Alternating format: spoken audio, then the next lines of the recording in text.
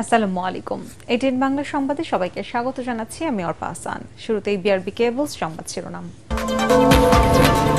ভারতের পার্লামেন্ট নির্বাচনে আবারও জয়ের পথে বিজেপি নেতৃত্বাধীন এনডিএ জোট। বুথ ফেরত জরিপের ফল বদলে দিয়ে কংগ্রেসের চমক।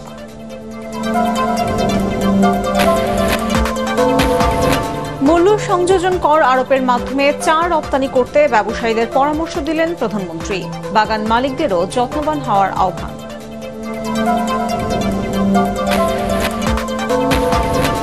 বিএনপি দুর্নীতি নিয়ে সোচ্চার, অথচ তাদের দলের প্রধান দুর্নীতির অভিযোগে সাজা খাটছেন। মন্তব্য ওবায়দুল কাদেরের।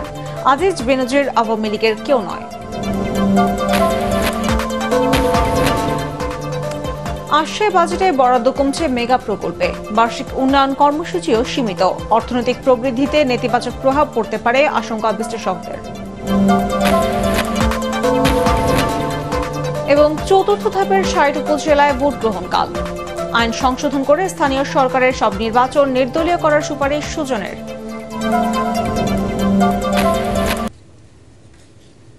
শুনছিলেন বিআরবি কেবলস সংবাদ শিরোনাম। এবারে বিস্তারিত। শুরুতেই ভারতের নির্বাচনের ফলাফলের খবর। ভারতের পার্লামেন্ট নির্বাচনের প্রাথমিক ফলাফলে বিজেপি একক সংখ্যাগরিষ্ঠতা না পেলেও তৃতীয়বারের মতো প্রধানমন্ত্রী হতে যাচ্ছেন নরেন্দ্র মোদী। এখন পর্যন্ত পাওয়া ফলাফলে মোদীর বিজেপি নেতৃত্বাধীন এনডিএ জোট সরকার গঠনের ম্যাজিক ফিগার ২৭২ পেরিয়ে ২৯৫টি আসনে এগিয়ে। অন্যদিকে রাহুল গান্ধীর নেতৃত্বাধীন কংগ্রেসের ইন্ডিয়া জোট এগিয়ে ২৩০ আসনে। তাদের এই ফলকে চমক হিসেবে দেখছে ভারতীয় গণমাধ্যম। এদিকে পশ্চিমবঙ্গ রাজ্যে ফের সংখ্যাগরিষ্ঠতা পেতে যাচ্ছে মমতার তৃণমূল কংগ্রেস। বিস্তারিত জানাচ্ছেন শরীফুল ইসলাম।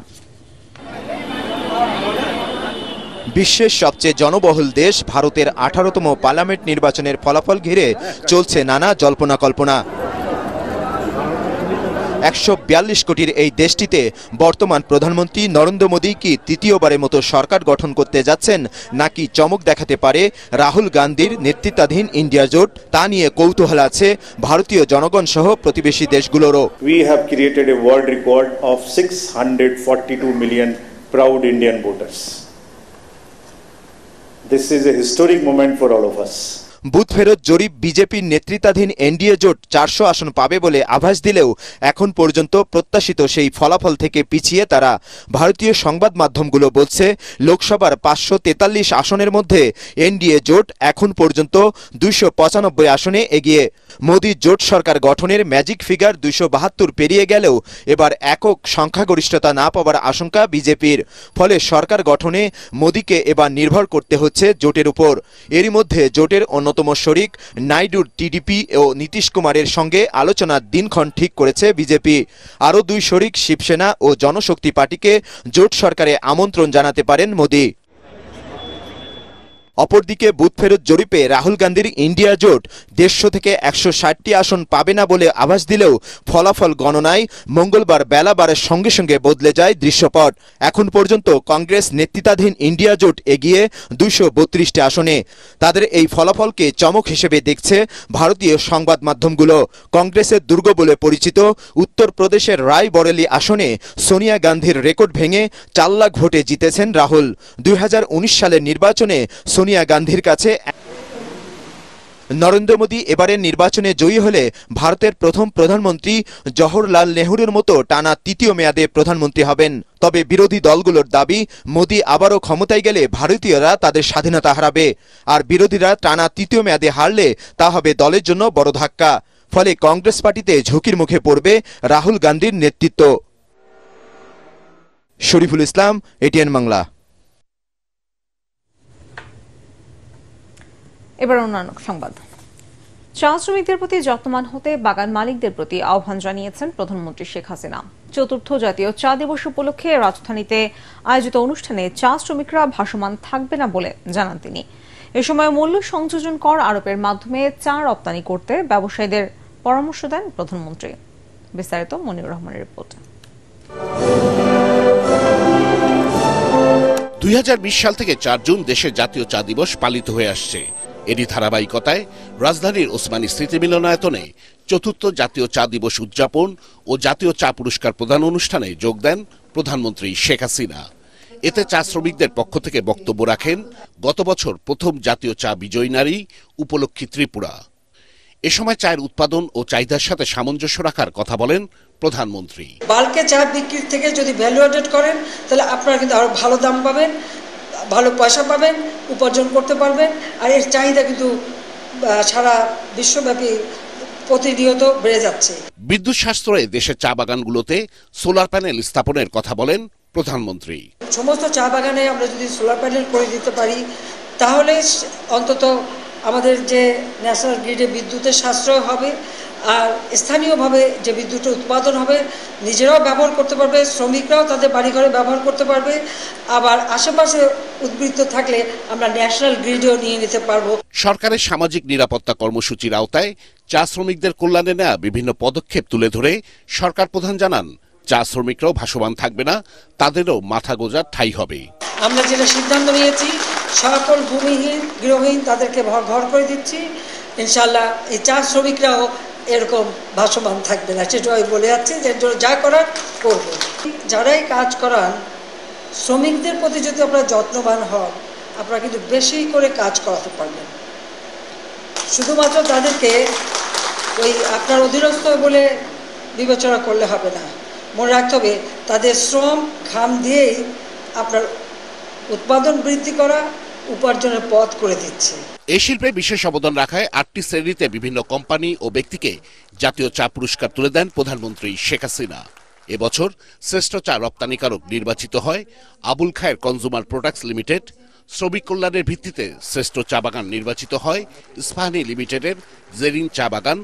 আর ঘন্টায় 48 কেজি চা পাতা তোলায় এবছর শ্রেষ্ঠ চা পাতা চয়নকারী শ্রমিক নির্বাচিত হন চট্টগ্রামের ফটিকছড়ির নেপচুন চা বাগানের জেসমিন আক্তার। মনিউর রহমান, এটিএন বাংলা, ঢাকা।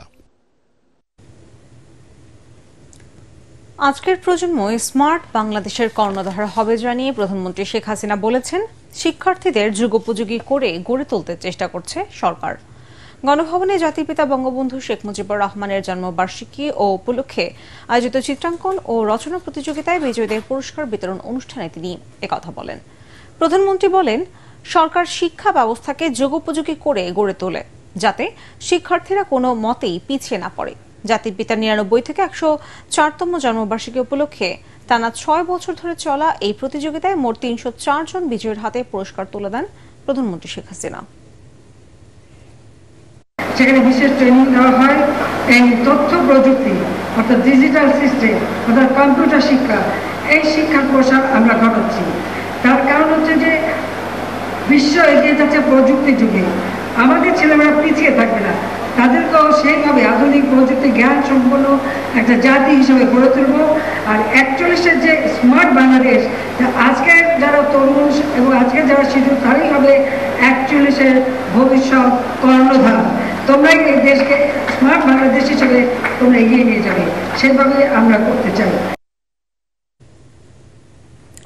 বিএনপি এখন দুর্নীতি নিয়ে সোচ্চার, অথচ তাদের দলের প্রধান নেতা দুর্নীতির অভিযোগে সাজা খাচ্ছেন বলে মন্তব্য করেছেন আওয়ামী লীগ সাধারণ সম্পাদক ওবায়দুল কাদের। তিনি বলেন, অর্থ পাচার মামলার সাজাপ্রাপ্ত আসামি হিসেবে দলটির চেয়ারপারসন এবং ভারপ্রাপ্ত প্রধান সাজা খাচ্ছেন।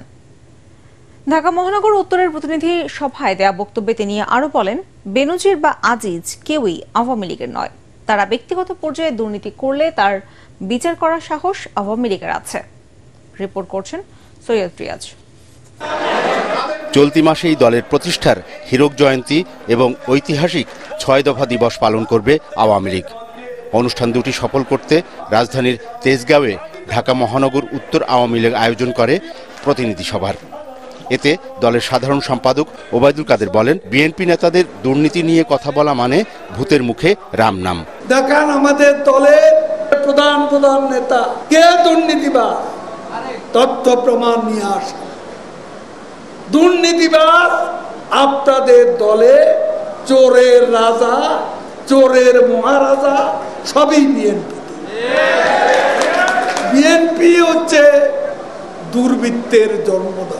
আপনি দুর্নীতির বিরুদ্ধে কথা বলেন, আপনার দলের প্রধানই দুর্নীতিবাজ।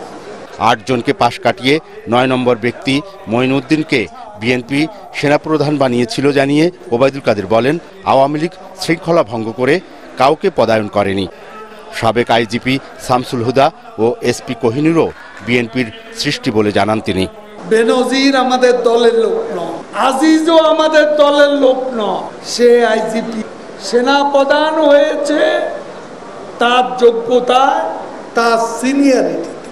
এখন ভেতরে তারা যদি কোনো অপকর্ম করে তখন এদের বিচার করার সৎসাহস শেখ হাসিনার সরকারের।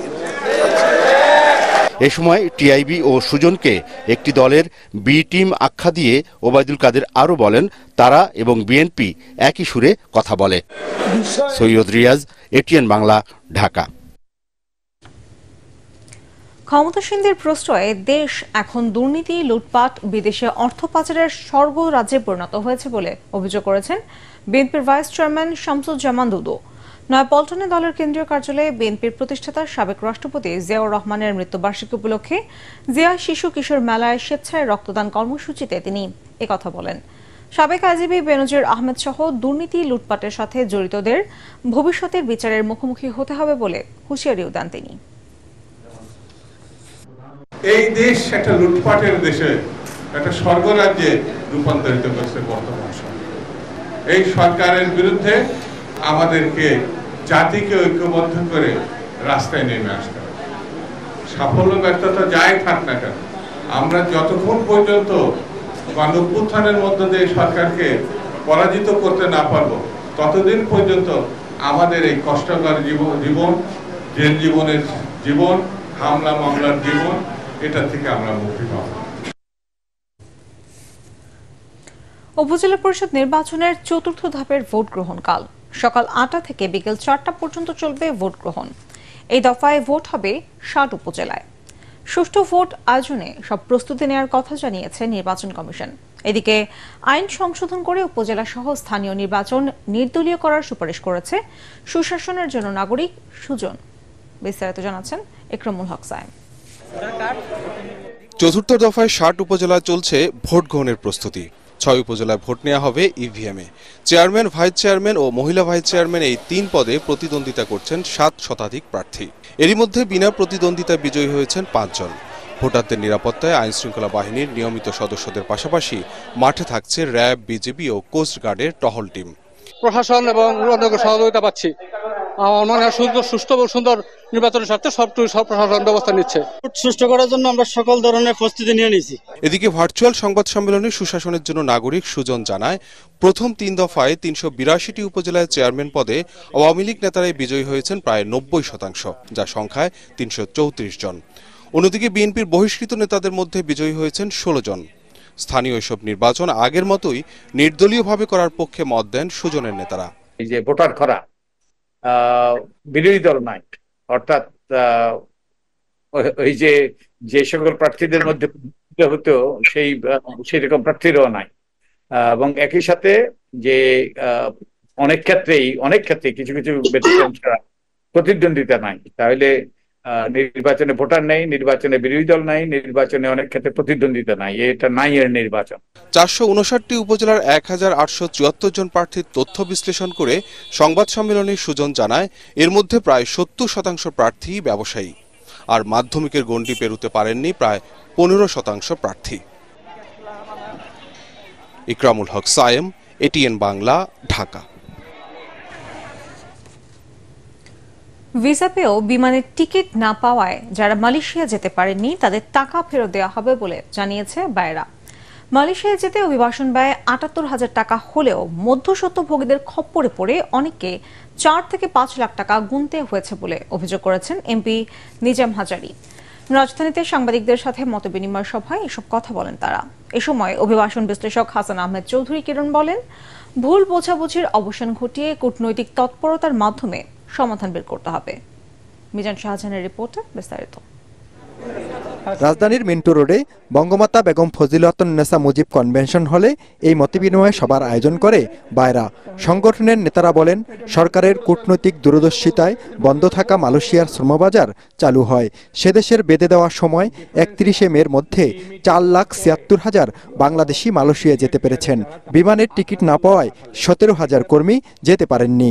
আমাদের যে লোকগুনা যেতে পারে নাই, আমরা সেই লোকগুনার বিষয়ে সরকারের সাথে আবেদন করেছি। সরকার চেষ্টা করছে, আমরাও চেষ্টা করছি আমাদের হয়তো। আমরা মন্ত্রণালয়ের সাথে একসাথে কাজ করব। মন্ত্রণালয় যেভাবে নির্ধারণ করে দেয় আমরা সেভাবে আমাদের এই কর্মীদের যে তাদের ন্যায্য পাওনাটা তাদেরকে আমরা ফেরত দেওয়ার চেষ্টা করব। কূটনৈতিক প্রচেষ্টা, প্রবাসী কল্যাণ মন্ত্রণালয়ের প্রচেষ্টা, সকল প্রচেষ্টা ব্যর্থ হয়, তাহলে এই কর্মীদেরকে রিক্রুটিং এজেন্সির তরফ থেকে আমরা সকল তারা যে অভিবাসন খরচটি করেছে সমুদয় টাকা ফেরত দেওয়া হবে। অভিবাসন বিশ্লেষক হাসান আহমেদ চৌধুরী কিরণ বলেন, আরও বেশি সংখ্যক কর্মী বিদেশে পাঠাতে নতুন শ্রমবাজার তৈরি করতে হবে। আসন্ন বাজেটে রেমিটেন্সের উপর কোনো ধরনের কর না বসানোর তাগিদ দেন তিনি। যারা ক্ষতিগ্রস্ত হয়েছে অবশ্যই তাদেরকে বাইরের পক্ষ থেকে তাদের যাতে ক্ষতি না হয় সেই ক্ষতিপূরণের ব্যবস্থা গ্রহণ করা হবে। আমরা জাপান লোক পাঠানোর কথা বলি, ইটালি লোক পাঠানোর কথা বলি, ভিয়েতনাম লোক পাঠানোর কথা বলি। আমরা বেশ কিছুদিন আগে আমাদের একজন মন্ত্রী বলেছিল সাউথ আফ্রিকায় আমরা কৃষি শ্রমিক প্রেরণ করব। আমরা সবাই মিলে আসুন কাজ করি, আমরা কিভাবে এই বিদেশের নতুন শ্রমবাজার খুলতে পারি। নেপাল থেকে জাপানে প্রচুর কর্মী চলে গেল, বাংলাদেশে মাত্র 200 বা 300, 500, 700 বেশি কর্মী আমরা পাঠাতে পারি নাই। যেখানে ইটালিতে কর্মী প্রেরণ করবার কথা আমরা পাঠাতে পারিনি। আমরা ভিয়েতনামে কর্মী প্রেরণ করবো বলে আমরা কথা শুনেছি, সেটা পারিনি। সিন্ডিকেট নয়, দালালদের খপ্পরে পড়ে অনেকে হয়রানির শিকার হচ্ছেন বলে মনে করেন বক্তারা। অভিবাসন ব্যয় হচ্ছে 78,990 টাকা। এই টাকাটুকু আমাদের অফিসে গ্রহণ করেছে। আমিও শুনেছি অনেকের কাছ থেকে প্রায় 4,44,000, 5,44,000 বিভিন্নভাবে বিভিন্ন মিডিয়ার মাধ্যমে আমরা জানতে পেরেছি। এটা একটি দালাল শ্রেণী অথবা মধ্যভোগী কেউ না কেউ এই টাকাটা নিয়েছে। এই যে 24,000 কোটি টাকা এমপি সাহেবদের নেতৃত্বে লুপাট হয়ে গেছে, আত্মসাৎ হয়ে গেছে, এই সমস্ত তথ্য দিয়ে ক্ষতিটা কার হয়েছে কোনোভাবেই আপনারা এটা প্রমাণ করতে পারবেন না যে এমপি সাহেবরা এই কাজটা করছে। বক্তারা বলেন, টাকা জমা দেওয়া কর্মীদের মালয়েশিয়ায় পাঠাতে চেষ্টা করা হবে, না হলে বিকল্প রাষ্ট্রে। এর কোনোটাই সম্ভব না হলে অভিবাসন ব্যয় ফেরত দেওয়া হবে। মিজান শাহজাহান, এটিএন বাংলা, ঢাকা। এবারে বাজেট প্রসঙ্গ।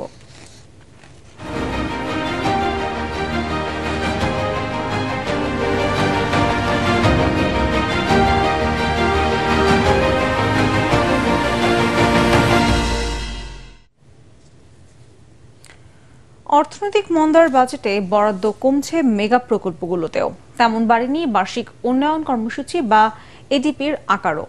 এর ফলে অর্থনৈতিক প্রবৃদ্ধিতে নেতিবাচক প্রভাব পড়তে পারে বলে আশঙ্কা করছেন গবেষকরা। তারা বলছেন, নির্ধারিত সময়ে উন্নয়ন প্রকল্পের কাজ শেষ করতে পারলে জিডিপিতে ভূমিকা রাখবে। বন্ধ হবে দুর্নীতি আর অপচয়ের সুযোগ। রিপোর্টে জানাচ্ছেন মাহবুব কবির জাফর।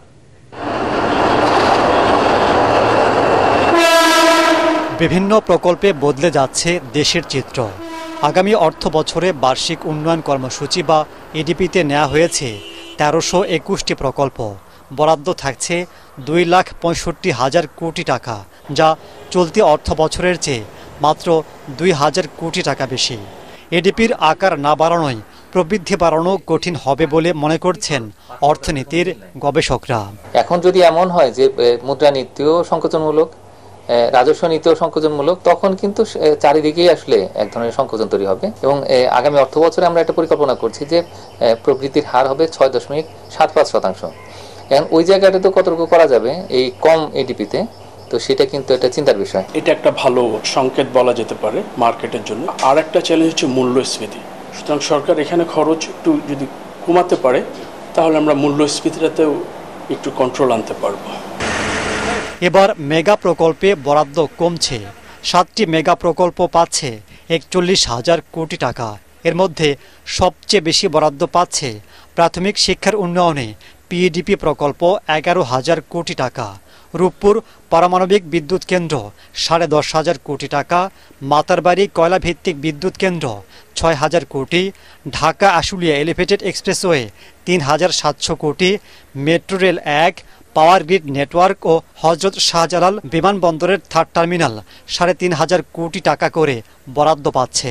মেগা প্রকল্পগুলো আমাদের অর্থনীতির জন্য অত্যন্ত প্রয়োজনীয়। যখনই আমরা নিজস্ব অর্থায়নে করছি, মেগা প্রকল্পের বাইরে যে অন্যান্য প্রকল্পগুলো রয়েছে সেগুলোর বেনিফিট আছে, কিন্তু ওইখানে কিন্তু অনেক দুর্নীতির সুযোগ রয়েছে। এখন এই জায়গাটাতে যদি বিদেশি অর্থ আসে তাহলে সেক্ষেত্রে আমরা রিজার্ভের একটা স্বস্তির জায়গাতে থাকবো এবং আস্তে আস্তে পরে সুবিধাজনক সময় আমরা কিন্তু ঋণ পরিশোধ করব। আমাদের বাংলাদেশের ব্যক্তি খাত এবং বিদেশি যারা বিনিয়োগকারী তারা যদি দুইজনেই ইনভেস্ট না করে, তখন যেটা হবে যে আমরা এটার সুফলটা পাবো না এবং তখন আমরা এই লোনগুলো শোধ করতে গিয়ে ভয়ানক চাপের ভিতরে পড়ে যাব। আগামী বৃহস্পতিবার সংসদে প্রায় 8 লাখ কোটি টাকার বাজেট পেশ করবেন অর্থমন্ত্রী। মেগা প্রকল্পগুলোর কাজ শেষ হলে দেশের অর্থনৈতিক প্রবৃদ্ধি বা জিডিপিতে গুরুত্বপূর্ণ ভূমিকা রাখবে বলে মনে করছেন গবেষকরা। তবে এক্ষেত্রে যাতে দুর্নীতি না হয় সে বিষয়ে কঠোর নজরদারির পরামর্শ তাদের। মাহবুব কবির চপল, ATN বাংলা, ঢাকা।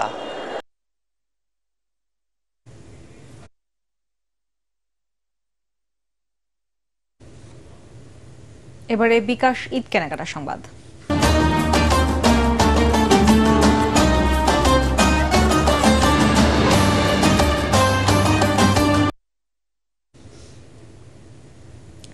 ঈদের কেনাকাটাকে আরো সহজ করে তুলতে দেশের সর্ববৃহৎ মোবাইল ব্যাংকিং সেবা প্রতিষ্ঠান বিকাশ দিচ্ছে আকর্ষণীয় নানা অফার। ঈদ উপলক্ষে আয়োজিত ক্যাম্পেইন চলাকালীন নির্দিষ্ট আউটলেটগুলো থেকে পাওয়া যাবে এসব অফার। রিপোর্টে জানাচ্ছেন আনন্তা সেনরি। এবারে ঈদে বাহারি রঙে সেজেছে রাজধানীর বিভিন্ন শপিং মল ও দোকানগুলো। বৈচিত্র্য এসেছে নারী পুরুষ সহ বাচ্চাদের পোশাকের দোকানগুলোতেও। এবারে ঈদ পড়েছে ভরা গরমে। গরমকে সামনে রেখেই তাই বাহারি সব পোশাকের সমাহার বসিয়েছে 12। ঈদের কেনাকাটাকে আরো সহজ করতে 12-এর যে কোনো আউটলেট থেকে বিকাশ পেমেন্টে গ্রাহকরা পাচ্ছেন বিশেষ ছাড়। কোরবানি ঈদে গরু তো কিনবই, তার পাশাপাশি নিজের জন্য শপিং করার জন্য টি শার্ট নিতে আসছিলাম আর আমার জন্য একটা ড্রেস নিতে আসছিলাম। তো এখানে নিলাম 12 থেকে। এখন 12-এ বিকাশও দেখছি অফার দিচ্ছে, তো আমি স্ক্যান করে বিকাশ পেমেন্টের মাধ্যমে আমি 100 টাকা ক্যাশব্যাকও পেলাম। এছাড়াও ক্যাম্পেইন চলাকালীন নির্ধারিত আউটলেটগুলোতে গ্রাহকরা পাচ্ছেন সর্বোচ্চ 200 টাকা পর্যন্ত এই ক্যাশব্যাক সুবিধা। এই উদ্যোগের ফলে ক্রেতাদের উপস্থিতি বাড়ছে শোরুমগুলোতে।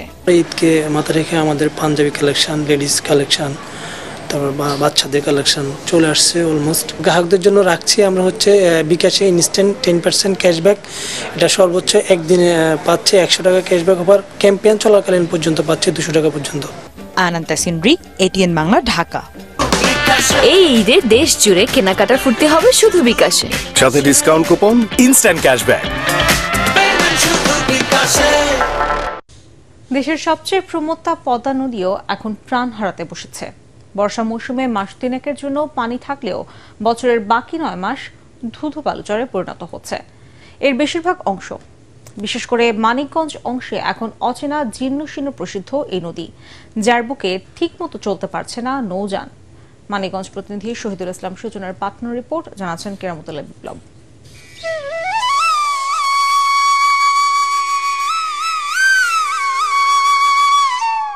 পদ্মাই একসময় ছিল নদীবহুল বাংলাদেশের জীবন জীবিকার প্রাণ। হাজারো নৌকা নৌযানের দাপাদাপি ছিল এর বুক চিরে। নদীর সবচেয়ে বড় আর প্রশস্ত অংশ ছিল মানিকগঞ্জ জেলায়। কোথাও কোথাও এপার ওপারের দূরত্ব ছিল 12 থেকে 14 কিলোমিটার। ফেরি পার হতেও সময় লাগত 3 থেকে 4 ঘন্টা। এখন তার বুক চিরে শুধু বালুচর। নদী শুকিয়ে কোথাও কোথাও হয়ে গেছে খাল। ভারতের ফারাক্কায় বাদ দেওয়ার পর থেকেই মরণ এই দশা হয়েছে পদ্মার। প্রতি বছরই কমে যাচ্ছে আয়তন। গেল 40 বছরে বিশ্বের অন্যতম বড় এই নদীর আয়তন কমে প্রায় অর্ধেক হয়েছে বলে জানান নদী গবেষকরা। পদ্মা নদীর বেঁচে থাকার বিষয়টা শুধুমাত্র বাংলাদেশের উপরে ইচ্ছার উপরে নির্ভর করে না। আমাদের যে উজানের যে দেশ, সেই উজানের দেশের একটা গুরুত্বপূর্ণ ভূমিকা আছে। নদীতে যদি পানি না থাকে, নদী যদি শুকিয়ে যায়, তাহলে অনেকগুলো বিরূপ প্রতিক্রিয়ার সৃষ্টি হয়। পানি সম্পদ মন্ত্রণালয় আছে, আমাদের নৌ পরিবহন মন্ত্রণালয় আছে, আমাদের নদী সংশ্লিষ্ট আরো অনেক মন্ত্রণালয়ের সঙ্গে কাজ আছে, কিন্তু কেউই নদীর সংখ্যা নির্ধারণ করেনি। নদী শুকিয়ে যাওয়ায় এই অঞ্চলে যেমন তাপমাত্রা বাড়ছে, তেমনি জীবন জীবিকাও হারিয়েছেন লাখো মানুষ। একসময়ের সুজলা সুফলা নদী তীরবর্তী গ্রামগুলো এখন ফসলহীন বালুচর। 2-3 হাত উঁচু এসে ঢেউ উঠতো, এখন তো নদীতে ঢেউ নাই, কিছু নাই, একদম নীরব। কার্তিক, অগ্রহায়ণ, পৌষ, মাঘ, ফাল্গুন, চৈত্র, বৈশাখ এই কয়েক মাসে একদম পানি থাকে না নদীতে, মাছ পাবে কোথায়? নদীতে পানি না থাকলে চোখে ওঠে না, চোখে না উঠলে পরে আপনার শস্য ঠিক মতো হয় না। বিশেষজ্ঞরা বলছেন, পদ্মা নদী তীরবর্তী এলাকায় প্রতি বছরই ভূগর্ভস্থ পানির স্তর আশঙ্কাজনকভাবে নিচে নেমে যাচ্ছে। নলকূপেও পানি উঠছে না অনেক এলাকায়। চরগুলো যদি আমরা প্রতি বছর ড্রেজিং করার ব্যবস্থা করতে পারি, তাহলে অনেকাংশে মানিকগঞ্জ অংশে পদ্মা নদীটা অনেক সচল হবে। নৌপথ সচল রাখার জন্য মেইনটেনেন্স ড্রেজিং, প্রতিনিয়ত ড্রেজিং করে যেতে হবে যেখানে নাব্যতার সংকট আছে, এছাড়া আর পরিত্রাণের আর কোনো উপায় নেই। প্রতিবেশী ও বন্ধু রাষ্ট্র ভারতের কাছ থেকে আন্তর্দেশীয় এ নদীর পানির ন্যায্য হিস্যা আদায় করতে না পারলে পদ্মার কয়েকশো কিলোমিটার শিগগিরই মরুময় হয়ে উঠতে পারে বলেও আশঙ্কা জানান সংশ্লিষ্টরা। Bureau report, ATN Bangla. এবারে আল আরাফা ইসলামী ব্যাংক অর্থ সংবাদ।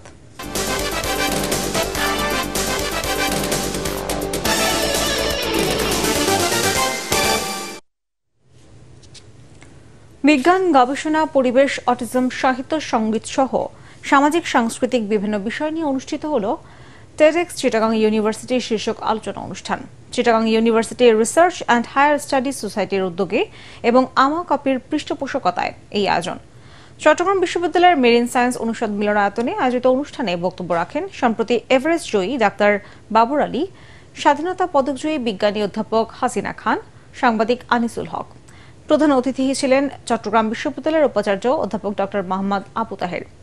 অনুষ্ঠানে অন্যান্যের মধ্যে উপস্থিত ছিলেন আবুল খায়ের গ্রুপের general manager ANM Wajed Ali.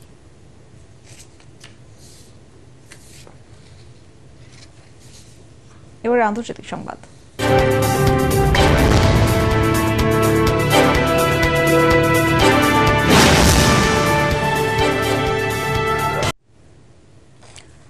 ফৌজদারি মামলায় সাবেক মার্কিন প্রেসিডেন্ট ডোনাল্ড ট্রাম্প দোষী সাব্যস্ত হওয়ার পরপরই এবার শুরু হয়েছে বন্দুক কেনা সংক্রান্ত মামলায় প্রেসিডেন্ট জো বাইডেনের ছেলে হান্টার বাইডেনের বিচার। স্থানীয় সময় 25 বছরের কারাদণ্ড হতে পারে। জানাবো T20 বিশ্বকাপ ক্রিকেটের খবর।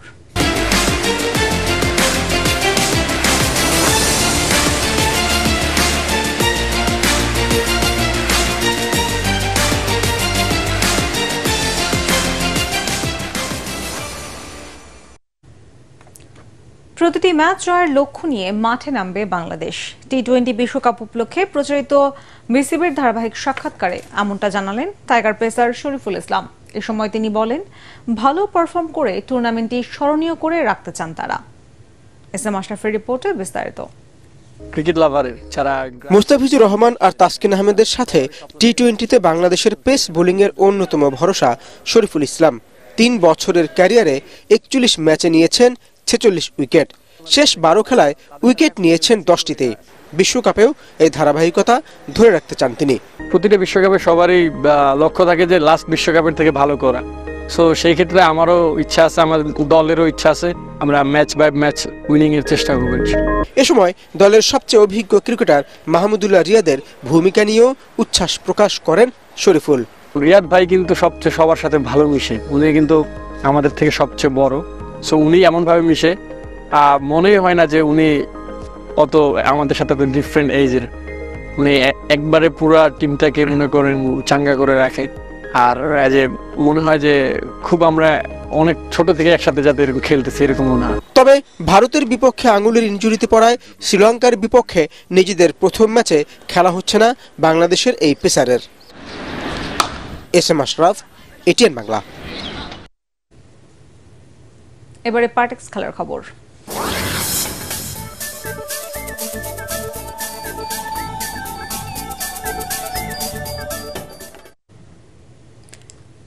বিশ্বকাপ ও এশিয়ান কাপ যৌথ বাছাইয়ের ফিরতি ম্যাচ খেলতে ঢাকায় এসেছে অস্ট্রেলিয়া ফুটবল দল।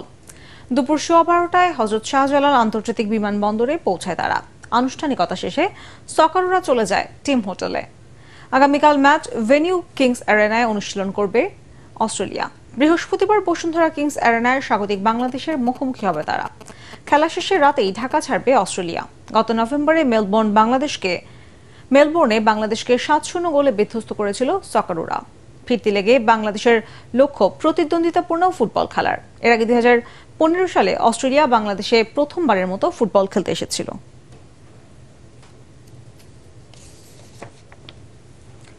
কারণ বাজার কাপ বক্স প্রিমিয়ার লিগে চ্যাম্পিয়ন হয়েছে নিউ জনতা হার্ডওয়্যার।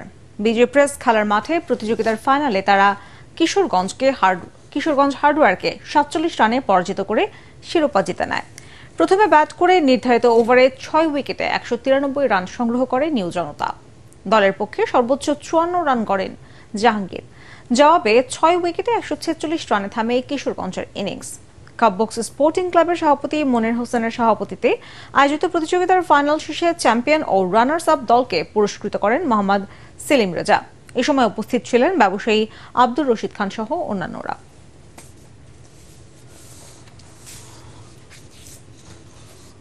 শেষ করার আগে বিআরবি কেবল সংবাদ শিরোনাম জানাবো আরেকবার।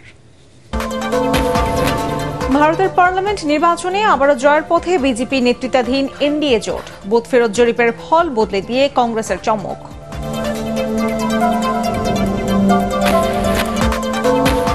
মূল্য সংযোজন কর আরোপের মাধ্যমে চা রপ্তানি করতে ব্যবসায়ীদের পরামর্শ দিলেন প্রধানমন্ত্রী। বাগান মালিকদেরও যত্নবান হওয়ার আহ্বান।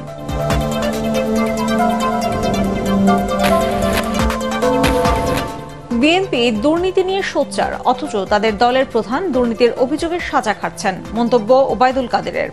আজিজ বেনজির আওয়ামী লীগের কেউ নয়। আসছে বাজেটে বরাদ্দ কমছে মেগা প্রকল্পে। বার্ষিক উন্নয়ন কর্মসূচিও সীমিত। অর্থনৈতিক প্রবৃদ্ধিতে নেতিবাচক প্রভাব পড়তে পারে আশঙ্কা বিশ্লেষকদের। এবং চতুর্থ ধাপের 60 উপজেলায় ভোট গ্রহণ কাল। আইন সংশোধন করে স্থানীয় সরকারের সব নির্বাচন নির্দলীয় করার সুপারিশ সুজনের। পরবর্তী সংবাদ দেখার আমন্ত্রণ জানিয়ে এখনকার মতো শেষ করছি। এটিএন বাংলার সংবাদ ইউটিউবে দেখতে ব্রাউজ করুন, youtube/ATN Bangla News। ধন্যবাদ।